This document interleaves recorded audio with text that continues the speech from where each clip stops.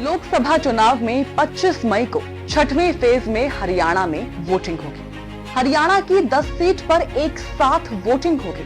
फिलहाल हरियाणा की सभी सीटें बीजेपी के पास हैं, लेकिन इस बार एक के बाद एक मुश्किलें ऐसी आ रही हैं कि उसकी 10 में से 9 सीट बुरी तरह से फंस गई हैं। पहले ये जान लीजिए कि बीजेपी को किस सीट पर अपर हैंड है।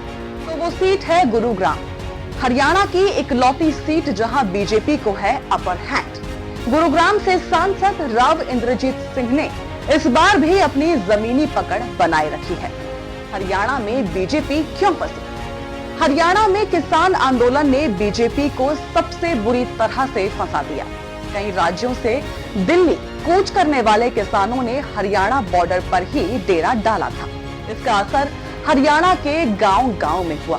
बीजेपी से नाराजगी भी ग्राउंड पर उतर आई और वो नाराजगी इस चुनाव में साफ तौर पर दिख रही है। आखिरी समय पर सीएम का बदल जाना।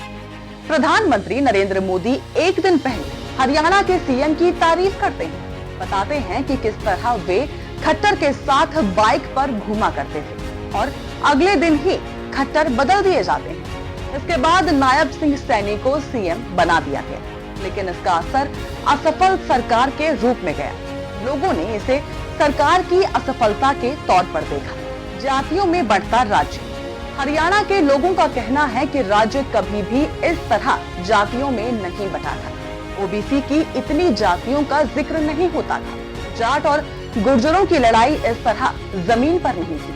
बेरोजगारी। हरियाणा में बेरोजगारी ने युवाओं को आंदोलित कर दिया है। जिस तरह से राज्य में युवा नौकरी के लिए संघर्ष करते दिखे, इसका असर भी दिख रहा है। युवाओं ने इस चुनाव को बेरोजगारी, महंगाई का मुद्दा बना दिया है।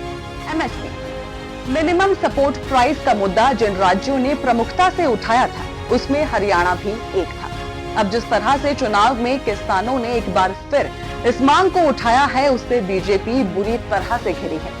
दूसरी तरफ किसान संगठन 100 दिन से ज्यादा समय से धरना दे रहे हैं। उनका कहना है कि इस दौरान किसी ने भी उनकी सुध नहीं ली। ऐसे में वे सरकार बदलने के लिए आंदोलन कर रहे हैं। बीजेपी ने जो बिसात साल 2014 में बिछाई थी, उसे कांग्रेस ने भुना लिया है। कांग्रेस ने जिस तरह से कैंडिडेट उतारे हैं, उससे वो जातियों को साधने में सफल दिख रही है। दूसरी तरफ किसानों का उन्हें समर्थन मिल रहा है। उसके पास पुराना वोट बैंक है, जिन वजहों से वो चुनाव में मजबूत दिख रही है। राहुल गांधी ने संविधान को इस चुनाव का मुद्दा बना दिया है। वे लगातार कह रहे हैं कि नरेंद्र मोदी एक बार फिर वापस आ जाएंगे तो संविधान खतरे में पड़ जाएगा। इस पर दलित आदिवासी एकजुट दिख रहे हैं।